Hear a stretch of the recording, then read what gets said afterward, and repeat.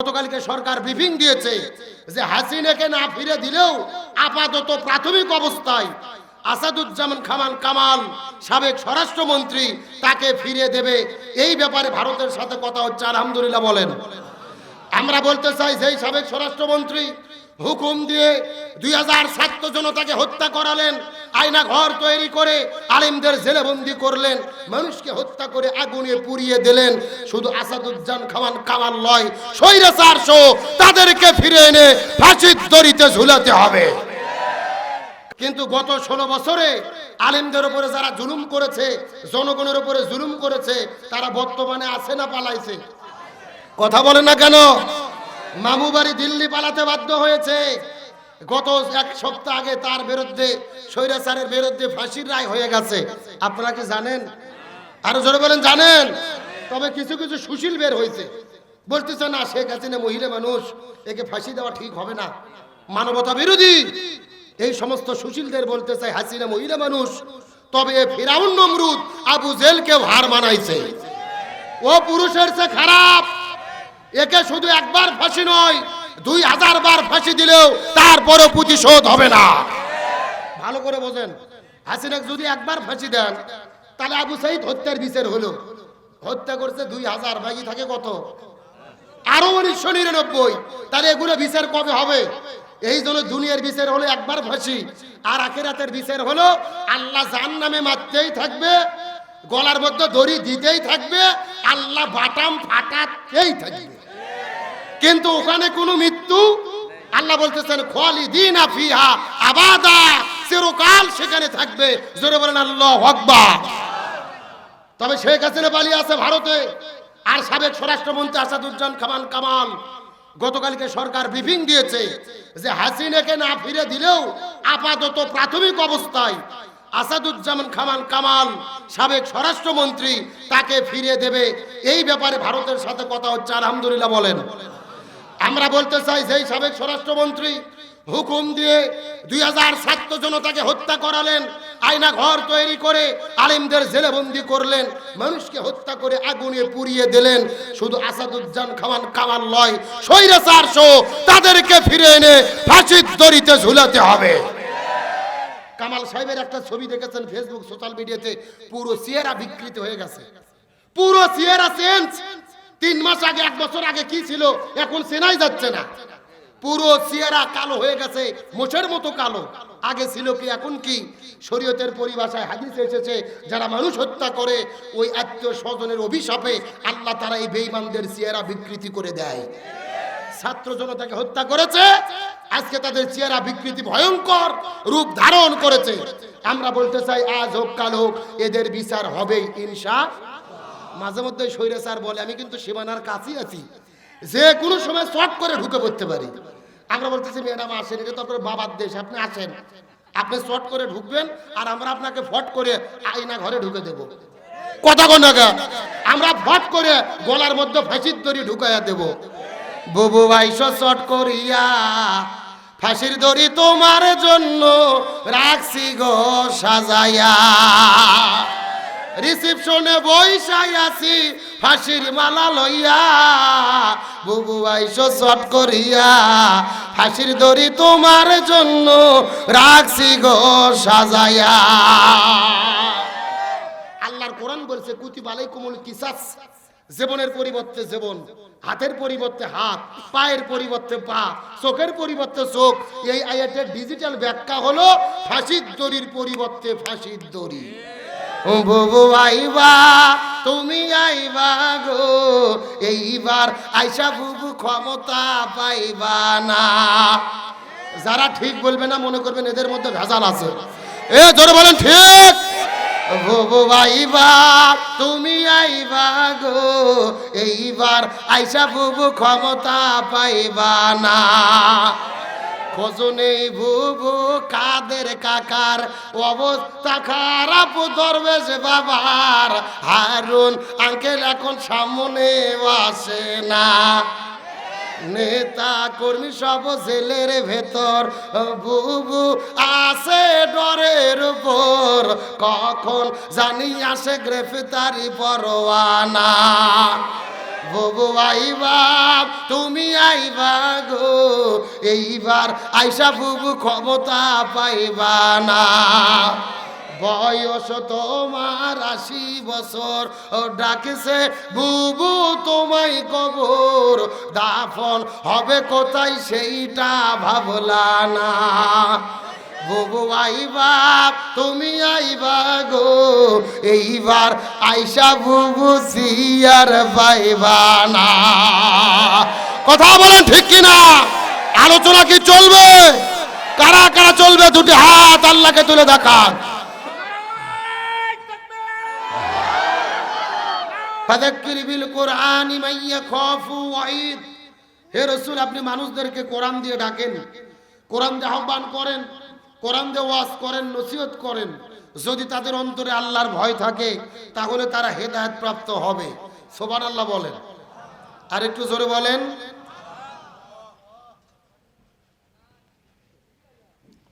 রাসূল করিম সাল্লাল্লাহু আলাইহি ওয়াসাল্লাম হাদিস শরীফের মধ্যে বলেন, মান ক্বালা বিহি সাদাকা। এই পৃথিবীতে যারা কোরআন দিয়ে কথা বলে একমাত্র তারাই সত্য কথা বলে। সুবহানাল্লাহ বলেন। তার মানে বোঝা গেল কোরআনের বাইরে যত কথাবার্তা আমাদের ভেতরে হয় ভেজাল হওয়ার সম্ভাবনা আছে না নাই? রাসূল বলেছেন, ওমান আমিলা বিহি উজিরা। কোরআন দিয়ে যারা আমল করবেন আল্লাহ নিজের হাতে তাদেরকে পুরস্কার দেবেন। আরেকটু জোরে বলেন। ওয়ামান হাকামা বিহি আদিলা। রাসূল বলেন, যারা কোরআন দিয়ে বিচার করে পৃথিবীতে একমাত্র তারাই ন্যায় বিচার করে। তার মানে বোঝা গেল কোরআনের বাইরে যত বিচার পৃথিবীতে হয় ভেজাল হওয়ার সম্ভাবনা আছে না নাই? রাসূল তারপরে বলেন, ওমান দা ইলাইহি হাদা ফাকাদ হুদিয়া ইলা সিরাতিল মুস্তাকিম। কোরআন দিয়ে যারা মানুষদেরকে ডাকে এবং এই ডাকে যারা সাড়া দেয় আল্লাহ উভয় দলকে সিরাতুল মুস্তাকিমের পথ দেখায়া দেয়। এখন আমি আপনাদের মধ্যে এসেছি কষ্ট করে, কোরআন থেকে আপনাদেরকে ডাক দিতে চাই। সেই ডাকে কি আপনারা সাড়া দিতে রাজি আছেন? জোরে বলেন, রাজি আছেন? আমার নবী তিরমিজি শরীফের হাদিসের মধ্যে বলেন, কোরআনের 4টে হক রয়েছে। এই 4টে হক যদি কোনো মুসলমান আদায় করতে পারে কোরআন তাদেরকে সুপারিশ করে জান্নাতের ভেতরে ঢুকাইয়া দেবে। আরেকটু জোরে বলেন। আমরা কি কোরআনের সুপারিশ পেতে চাই? তাহলে কয়টা হক আদায় করতে হবে? আরো জোরে। জোরে হলো না? এ বগুড়ার মুসলমান গভীর মনোযোগ। এই 4টে হকের ভেতরে 1 নম্বর হক হলেন কোরআন পড়তে হবে, 2 নম্বর কোরআন বুঝতে হবে, 3 নম্বর কোরআন নিজে আমল করতে হবে, আর 4 নম্বর হক হলেন কোরআনের বিধান জমিনে বাস্তবায়ন করতে হবে। কয়টা হকের কথা বলেছি? গভীর মনোযোগ লক্ষ্য করুন। আপনার ইমাম, আমার ইমাম, বড় ইমাম 4 ইমামের এক ইমাম, ইমাম আজম আবু হানিফা রহমতুল্লাহ আলাইহি যতদিন কোরআন পড়েছে তার কোনো বিপদ ছিল না, যতদিন কোরআন বুঝেছে তার কোনো বিপদ ছিল না, নিজে আমল করেছে তার কোনো বিপদ ছিল না। যখনই ইমাম আজম আবু হানিফা রহমতুল্লাহ আলাইহি বলেছে কোরআন দিয়ে বিচার ফয়সালা করতে হবে, তখনই ইমাম আবু হানিফাকে জেলে বন্দি করে তার শরীরে বিষ প্রয়োগ করে পরিকল্পিতভাবে তাকে হত্যা করা হয়েছে। বিশ্বনবী মুহাম্মদ রাসূলুল্লাহ সাল্লাল্লাহু আলাইহি ওয়াসাল্লাম, রাসূল যতদিন কোরআন পড়েছে রাসূলের কোনো বিপদ ছিল না, রাসূল কোরআন বুঝেছে রাসূলের কোনো বিপদ ছিল না, রাসূল নিজে কোরআন আমল করেছে রাসূলের কোনো বিপদ ছিল না।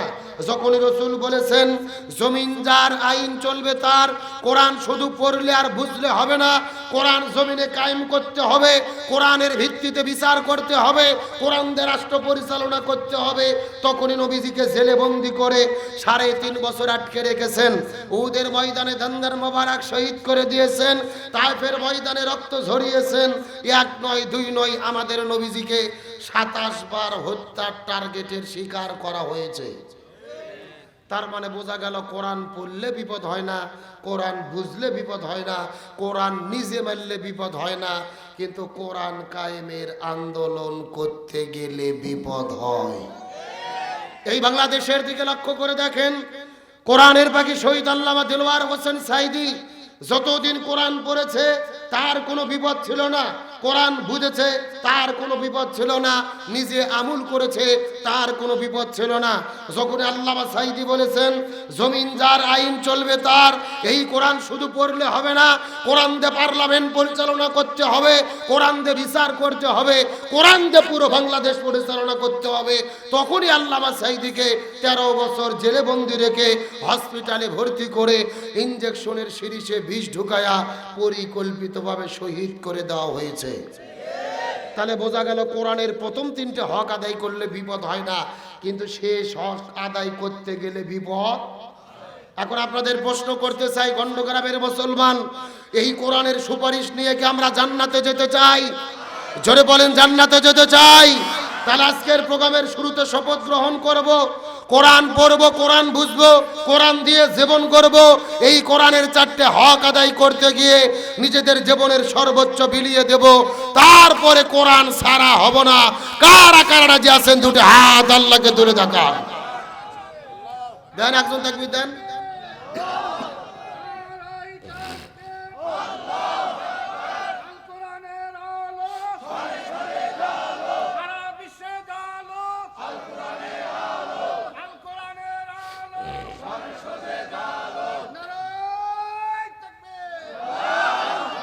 আলহামদুলিল্লাহ বলেন।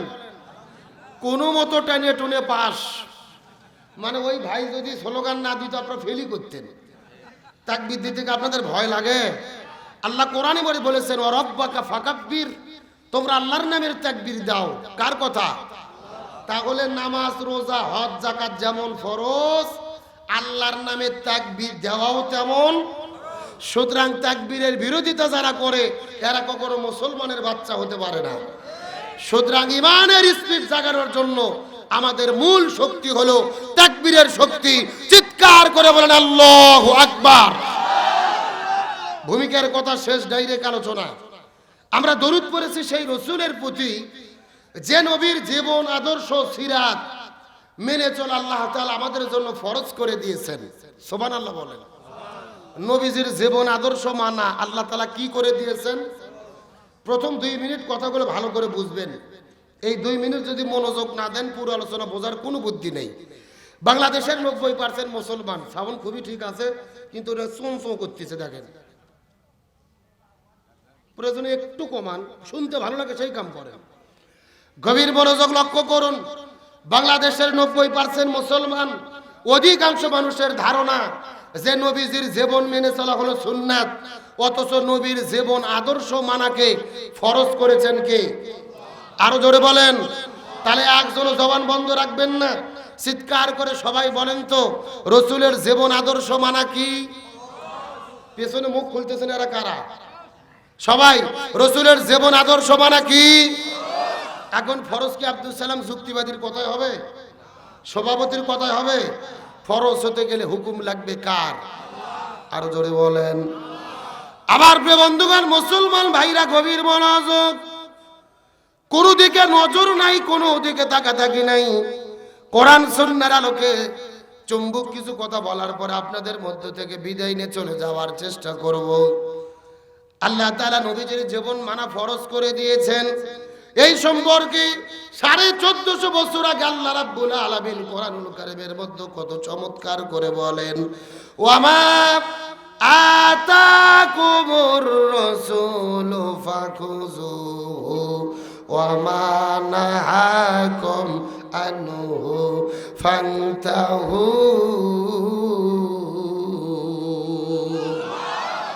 আরো জোরে বলেন দিক আল্লাহু আকবার। সূরা হাসর 28 নম্বর পারার 7 নম্বর পৃষ্ঠার 9 নম্বর লাইন 7 নম্বর আয়াতে কারিমা তাফসীর ইবনে কাসিরের মধ্য থেকে বলতেছি, আল্লাহ রাব্বুল আলামিন বলে, হে পৃথিবীর মানুষেরা গভীর মনোযোগ। এই দুনিয়ার ভেতরে যদি তোমরা শান্তি পেতে চাও, আখিরাতের মধ্যে যদি তোমরা মুক্তি পেতে চাও, ওয়ামা আতাকুমুর রাসূলু ফাখুযু, নবী যেটা বলেছেন, যেটা করতে বলেছেন সেটা তোমরা করো। ওয়ামা নাহাকুম আনহু ফান্তাহু, আর নবী যেটা করে নাই, যেটা করতে নিষেধ করেছেন সেটা থেকে তোমরা দূরে থাকো। তার মানে বোঝা গেল নবী পুরো জীবনের ভেতরে যা যা করেছে আমাদের কেউ তাই তাই করতে হবে। আর নবী যেটা করে নাই আমাদের সেটা করা যাবে না। চিৎকার করে বলেন তো দেখি, হুকুম কার? আরো জোরে। এ বগুড়ার মুসলমান গভীর মনোযোগ। নবী পুরো জীবনের মধ্যে কি কি করেছে আর আমাদের জন্য কি কি করা দরকার, এই মেসেজটা দেওয়ার পরে আপনাদের মধ্য থেকে বিদায় নিয়ে চলে যাওয়ার চেষ্টা করব। কথাগুলো সুন্দর করে বোঝার চেষ্টা করবেন। আমার নবী মক্কার ভেতরে দীর্ঘদিন ধরে থাকার পরে ওই মক্কা থেকে যখন নবীজি মদিনায় হিজরত করে চলে গেলেন, ওই মদিনায় যাওয়ার পরে আমাদের নবীজি মদিনা নামক একটা রাষ্ট্র গঠন করলেন। আর আমাদের নবী হলেন ওই মদিনা নামক রাষ্ট্রের রাষ্ট্রপতি। আমার নবী ছিল রাষ্ট্রপতি। জোরে বলেন, আমার নবী কি ছিল? কে রে নবী রাষ্ট্রপতি ছিল? বলতে ভয় লাগে, লজ্জা লাগে। যারা চাপা খুলবে না মনে করবেন এদের মধ্যে ভেজাল আছে। আমার নবী ছিল রাষ্ট্রপতি। জোরে বলেন, আমার নবী কি ছিল? আরো জোরে। তাহলে এখন আমি আপনাদেরকে জিজ্ঞাসা করি, বলেন তো এ বগুড়া গন্ডগ্রামের মুসলমান, আমার নবী যদি রাষ্ট্রপতি থেকে থাকে তাহলে আমাদেরকে এই হুজুরদেরকে আলেমদেরকে রাষ্ট্রপতি হওয়ার দরকার আছে না নাই? এই ওয়াজ করলে বিপদ। আমরা যদি বলি খাওয়ার পরে মিষ্টি খাওয়া সুন্নাত, সবাই বলে সুবহানাল্লাহ সুবহানাল্লাহ, তার মানে আরো খাবার চাই। কিন্তু আমরা যখনই বলি জেলের মধ্যে যাওয়া সুন্নাত, নবী 3.5 বছর ধরে শিবে আবু তালিব নামক জেলের মধ্যে বন্দী ছিলেন। ওই নবীর তরিকে জেলের মধ্যে যাওয়া সুন্নাত। নবী তায়েফের ময়দানে রক্ত ঝরিয়েছে, ওই নবীর তরিকায় শরীর থেকে রক্ত ঝরানো সুন্নাত। নবীজি উহুদের প্রান্তরে দন্দান মোবারক শহীদ করেছে, ওই নবীর তরিকায় প্রয়োজনে দাঁত ভাঙা সুন্নাত। নবী 10 বছর কোরআন দিয়ে রাষ্ট্র পরিচালনা করেছে, ওই নবীর তরিকায় কোরআন দিয়ে রাষ্ট্র পরিচালনা করা সুন্নাত। তখন কিছু লোক লাভ দিয়ে উঠে বলে আব্দুল সালাম যুক্তিবাদী হুজুর, মনে হয় রাজনীতি করে। এ কথা কোন কথা কোন? এদের কাছে নামাজ রোজা হজ যাকাত রাজনীতি মনে হয় না, জিকির তাসবিহ রাজনীতি মনে হয় না। নবীর তরিকায় জেলে বন্দী হওয়া, নবীর তরিকায় রক্ত ঝরানো, নবীর তরিকায় কোরআন দিয়ে রাষ্ট্র পরিচালনা করা রাজনীতি মনে হয়। এরা কপাল পোড়া, আমার নবীজির সিরাতকে তারা বুঝতে পারে নাই। অত সোজা নয়। আমার নবী ছিলেন মসজিদুল নববীর ইমাম, আবার মদিনা নামক রাষ্ট্রের রাষ্ট্রপতি। তার মানে বোঝা গেল যিনি মসজিদের ইমাম হবে, রসুলের সিরাতের শিক্ষা, তাকেই সমাজের ইমাম হতে হবে। কথা কি বোঝা যায়? আপনাদের এই গন্ডগ্রাম এলাকা কয় নম্বর ওয়ার্ডে? 13। হ্যাঁ, ভালো করে বোঝেন। এই 13 নম্বর ওয়ার্ডের ভেতরে যতগুলো বড় মসজিদ আছে, সবচেয়ে বড় মসজিদে জুমার দিনে নামাজ পড়ানোর যিনি যোগ্যতা রাখে তাকে এই ওয়ার্ডের কমিশনার হতে হবে।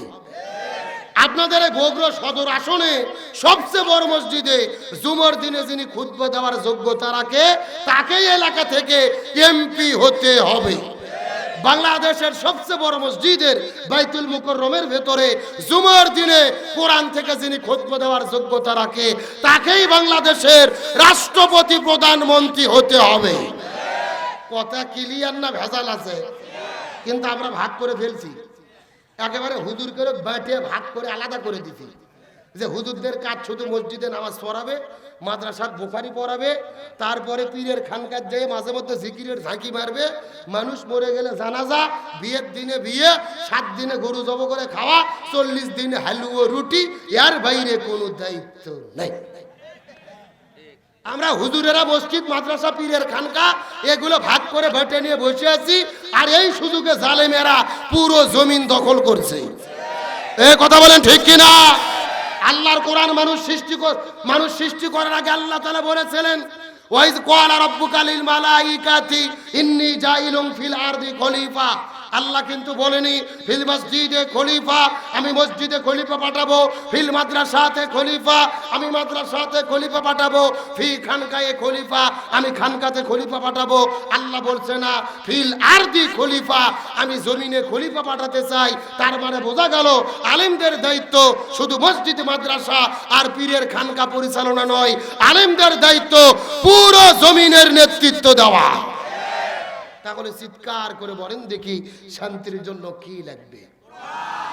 আমার বন্ধুগণ, মুসলমান ভাইরা গভীর মনোযোগ লক্ষ্য করুন। এই জন্য আমার নবীজি বিদায় হজের দিনে 6 লক্ষ সাহাবীদের সামনে কত চমৎকার করে বলেন, তারাকতু ফীকুম আমরাইন লান তাদিল্লু মা তামাসসাকতুম বিহিমা কিতাবাল্লাহি ওয়া সুন্নাতার রাসূলি। রাসূল বলে সাহাবীরা মনোযোগ দিয়ে শোনো, আমি তোমাদের জন্য 2টা জিনিস রেখে যাব। এই 2টা জিনিস যদি তোমরা আঁকড়ে ধরতে পারো কখনোই তোমরা পথভ্রষ্ট হবে না। 1 নাম্বার কিতাব আল্লাহ, আল্লাহর কিতাব কোরআন। 2 নাম্বার সুন্নাতার রাসূলি, রাসূলের সুন্নাত হাদিস। তার মানে বোঝা গেল আমরা যদি দুনিয়ার মধ্যে শান্তি পেতে চাই, আখিরাতের মধ্যে মুক্তি পেতে চাই, কোরআন সুন্নাহ আঁকড়ে ধরা ছাড়া কোনো উপায়। গভীর মনোযোগ লক্ষ্য করুন। আমার নবী জমিনের ভিতরে শান্তি কায়েম করার জন্য 17 বছর বয়সের ভেতরে এই জমিনের মধ্যে একটা দল গঠন করেছিলেন, যেই দলের নাম হলেন হিলফুল ফুজুল। কি নাম বললাম? এ বগুড়ার মুসলমান গভীর মনোযোগ। নবী 17 বছর বয়সের ভেতরে এই জমিনের মধ্যে হিলফুল ফুজুল নামক দলটা গঠন করার পরে 17 বছর থেকে শুরু করে 40 বছর পর্যন্ত নবী 23 বছর ধরে চেষ্টা করেছে এই জমিনের মধ্যে শান্তি কায়েম করার জন্য।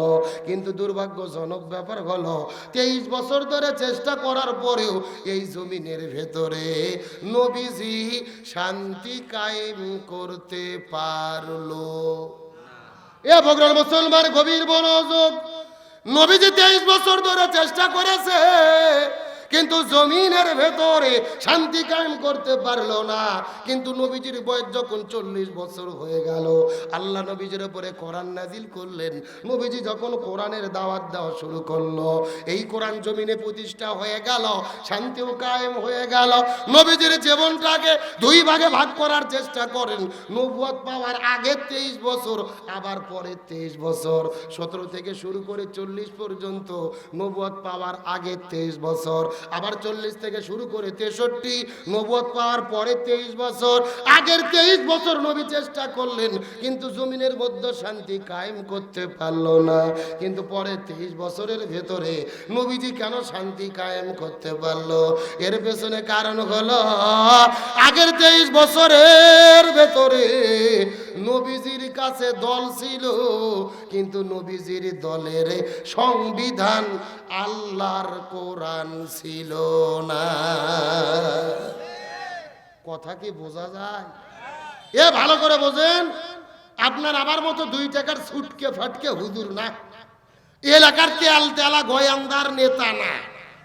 স্বয়ং বিশ্বনবী দল গঠন করে তার দলের দ্বারা 23 বছর চেষ্টা করেছে এই জমিনে শান্তি কায়েমের জন্য। নবী পারেনি, ব্যর্থ হয়েছে। তার কারণ তখন নবীর দল ছিল, দলের সংবিধান আল্লাহর কোরআন ছিল না। তার কারণ কোরআন তখন নাজিলই হয়নি। কথা কি বোঝা যায়? কিন্তু 40 বছর বয়সে যখন নবীর কাছে কোরআন নাজিল হলেন, নবী কোরআনের দাওয়াত দেওয়া শুরু করলেন। এই কোরআন জমিনে কায়েম হয়ে গেল, এই জমিনে শান্তি প্রতিষ্ঠা হয়ে গেল। তার মানে রাসূলের সিরাতের শিক্ষা দাঁড়ালেন। এই বাংলাদেশের ভেতরে যতগুলো রাজনৈতিক দল আছে বর্তমানে শান্তি কায়েমের জন্য ঘোষণা দিচ্ছে, ওই সমস্ত দলের দ্বারা এই জমিনে শান্তি কায়েম সম্ভব হবে না যেই দলেরা আল্লাহর কোরআনের সংবিধান দিয়ে পরিচালিত হয় না। কথা কি ক্লিয়ার না ভেজাল আছে? যারা নিজেরাই কোরআন দিয়ে চলে না, এরা কেমনে জমিনে শান্তি কায়েম করবে? গভীর মনোযোগ ভালো করে বোঝেন। এই কোরআনে সবকিছু আছে না নাই? অথচ অনেক বড় বড় নেতা বক্তব্য দিচ্ছে যে কোরআনের সাথে রাজনীতির কোনো সম্পর্ক নাই। নাউজুবিল্লাহ বলেন। আমি তো মনে করি যারা বলে কোরআনের সাথে রাজনীতির সম্পর্ক নাই, আমি মনে করি তাদের সাথে কোরআনের কোনো সম্পর্ক নাই। আবার অনেকে বলতেছে আমরা শরিয়া আইনে বিশ্বাস করি না। নাউজুবিল্লাহ বলেন। শরীয়ত আইন মানে হলো কোরআনের আইন, শরীয়ত আইন মানে হলো হাদিসের আইন। সুতরাং যারা বলবে শরীয়ত আইন বিশ্বাস করি না, এরা কখনো মুসলমানের বাচ্চা হতে পারে না। এই জন্য আল্লাহর কোরআন বলেছেন, ওয়াতাসিমু বিহাবলিল্লাহি জামিআন ওয়ালা তাফাররাকু, তোমরা যদি মুসলমান হও, দ্বীন কায়েমের আন্দোলন করো, আল্লাহর রশিক ঐক্যবদ্ধভাবে আঁকড়ে ধরো। আল্লাহর কোরআন বলেছেন, ওয়ালতাকুম মিনকুম উম্মাতুন ইয়াদউনা ইলাল খায়র ইয়ামুরুনা বিল মারুফ ওয়া ইয়ানহাউনা আনিল মুনকার, তোমাদের ভেতরে অবশ্যই একটা দল থাকবে যারা ভালো কাজের আদেশ করবে, অন্যায় কাজে বাধা দেবে। আল্লাহর কোরআন বলেছেন, আল্লাযীনা ইম্মাক্কান্নাহুম ফিল আরদি আকামুস সালাহ ওয়া আতাউজ যাকাত ওয়া আমারু বিল মারুফ ওয়া নাহাউ আনিল মুনকার। কোন মুসলমান দল যদি ক্ষমতায় যায়, চারটি কর্মসূচি বাস্তবায়ন করবে। 1 নম্বর নামাজ বাধ্যতামূলক করবে, 2 নম্বর যাকাত ভিত্তিক অর্থনীতি কায়েম করবে, 3 নম্বর ভালো কাজ চালু করবে, 4 নম্বর মন্দ কাজ বন্ধ করবে। সুতরাং ক্ষমতায় যাওয়ার পরে এই 4 কর্মসূচি বাস্তবায়নের জন্য যারা ঘোষণা দেবে, ইমানদার মুসলমান হিসেবে তাদের পক্ষেই আমাদের থাকতে হবে। বক্তব্যকে আব্দুল সালাম যুক্তিবাদী না আল্লাহর? চিৎকার করে বলেন তাহলে শান্তির জন্য কি লাগবে? আর জোরে বলেন। আমার প্রিয় বন্ধুগণ, মুসলমান ভাইরা গভীর মনোযোগ লক্ষ্য করুন। এই জন্য আমার আল্লাহ তাআলা কোরআনের মধ্যে কত চমৎকার করে বলেন, ওয়ামান আরাদা আন যিকরি ফাইন্না লাহু মাঈশাতান দানকা ওয়া নাহশুরুহু ইয়াউমাল কিয়ামাতি আমা। সূরা তাহা 16 নম্বর পারার 19 নম্বর পৃষ্ঠার 13 নম্বর লাইন 124 নম্বর আয়াতে কারিমা, তাফসিরে ফি জিলালিল কোরআন আল্লামা সৈয়দ কুতুব শহীদ রহমাতুল্লাহ আলাইহি কত চমৎকার করে তাফসিরের মধ্যে বলেন, আল্লাহ তাআলা বলেন, হে পৃথিবীর মানুষেরা গভীর মনোযোগ। এই দুনিয়ার ভেতরে ব্যক্তি জীবন, পারিবারিক জীবন, সামাজিক জীবন, রাজনৈতিক জীবন, অর্থনৈতিক জীবন, জন্ম থেকে শুরু করে মৃত্যু পর্যন্ত যারা কোরআন বাদ দিয়ে অন্য কোনো নীতিতে জীবন পরিচালনা করবে, আমি আল্লাহ তাদের জীবনের ভেতরে কোনো শান্তি রাখবো না, বরং মাঈশাতান দঙ্কা, তাদের জীবনটা অশান্তিতে ভরে দেব। জোরে বলেন নাউজুবিল্লাহ। তাহলে কোরআন বাধ্য যারা জীবন পরিচালনা করবে, দঙ্কা, তার জীবনকে অশান্তিতে ভরে দেবে কে?